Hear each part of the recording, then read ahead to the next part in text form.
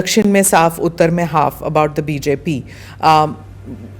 In the sense of that, it's not going to, while the BJP wants to increase its footprint in South India, but the South party seem to be getting together to keep the BJP out. Are you part of that kind of unsaid coalition to keep the BJP out? मैं उत्तर के बारे में तो कोई उत्तर नहीं दे सकता क्योंकि मैं जानता नहीं, जानकारी भी ज़्यादा नहीं है उत्तर भारत में क्या हो रहा है.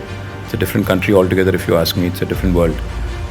Seriously, you're saying North is a different country? It's practically, I'm not saying literally, but it's practically a different country because the kind of issues that are center stage there versus the kind of issues that there are in the South, truly different. That's why BJP is not able to make inroads in the South.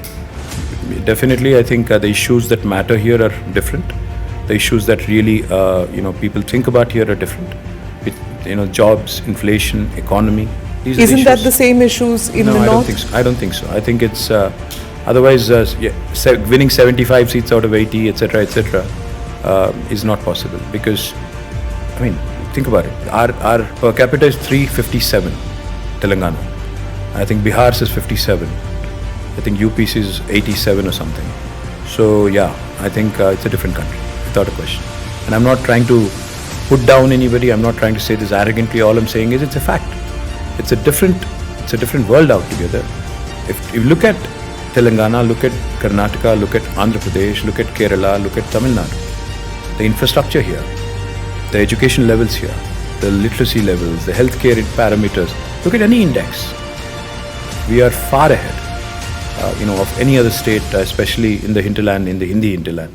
I'm not saying it's the fault of the people, not at all. It's the fault of the governments that they are not able to provide good administration. It's the fault of the chief ministers, their cabinets there, that their priorities are all in the wrong place.